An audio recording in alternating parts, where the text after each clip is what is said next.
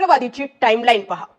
अगोदर धनंजय मुंडे, नंतर माणिकराव कोकाटे, नंतर रुपाली चाकणकर आणि आता नरहरी झिरवाळ।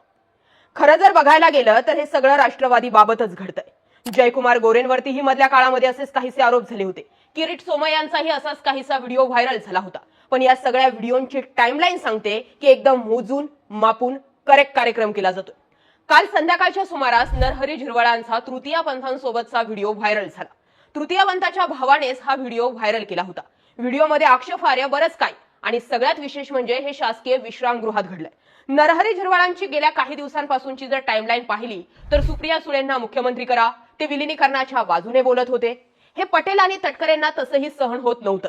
त्यानंतर आणखी एक व्हिडिओ बातमी फुटली की नरहरी झिरवाळांच्या पीएने लाच मागितली आणि त्या लाची प्रकरणीच नरहरी झिरवाळांचा राजीनामा मागितला जात होता।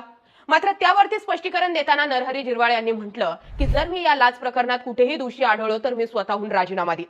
अर्थात त्यांचा हा आत्मविश्वास त्यांना राजीनाम्यापासून लांब घेऊन गेला। म्हणजे पहिला डाव जो होता तो अदृश्य शक्तीने टाकला होता तो फेल ठरला। त्यानंतरचा दुसरा डाव म्हणजे शासकीय विश्रामगृहातील तृतीय पंथासोबतचा अश्लील व्हिडिओ। नरहरी झिरवाळांचा व्हिडिओ समोर आल्यानंतर मला फार काही विशेष वाटलं नाही, कारण राजकारणातील अनेक पुढारी जे आहेत त्यांचे असेच काहीसे कारनामे। ती त्यांची प्रायव्हेट लाईफ आहे, पर्सनल लाईफ आहे म्हणून त्यावरती हस्तक्षेप नको असं म्हणून प्रत्येक वेळी मेन नेते ज्यावेळी या सगळ्या व्हिडिओचं किंवा स्पष्टीकरण द्यायला पुढे येतात त्यावेळी ती त्यांची पर्सनल लाईफ आहे म्हणून बाजूला विषय करतात।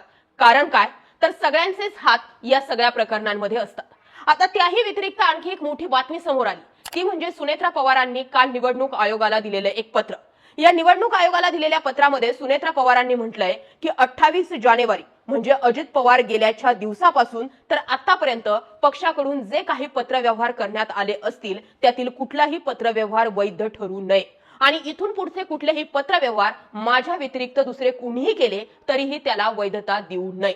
याचाच अर्थ असा की प्रफुल्ल पटेल आणि सुनील तटकरे सध्या वरिष्ठ पातळीवरती हे दोनच नेते आहेत की जे निवडणूक आयोगासोबत किंवा इतर ठिकाणी पत्रव्यवहार करतायत। प्रफुल्ल पटेल कार्याध्यक्ष आहे, सुनील तटकरे प्रदेशाध्यक्ष आहे। याचा अर्थ इनडायरेक्टली पटेल आणि तटकरेंनी केलेले पत्रव्यवहार वैध धरू नका अशा स्वरूपाचं पत्र सुनेत्रा पवारांनी निवडणूक आयोगाला दिलं।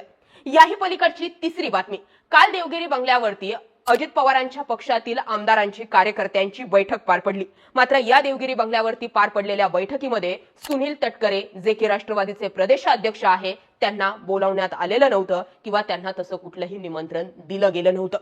या अगोदरच म्हणजे कालच्याच दिवशी रोहित पवारांनी पत्रकार परिषदेत म्हटलं की आम्हाला ताबा घ्यायचाय असं दाखवून सुनेत्रा पवारांचा घाईघाईत उपमुख्यमंत्री पदाचा शपथविधी उरकून घेतला।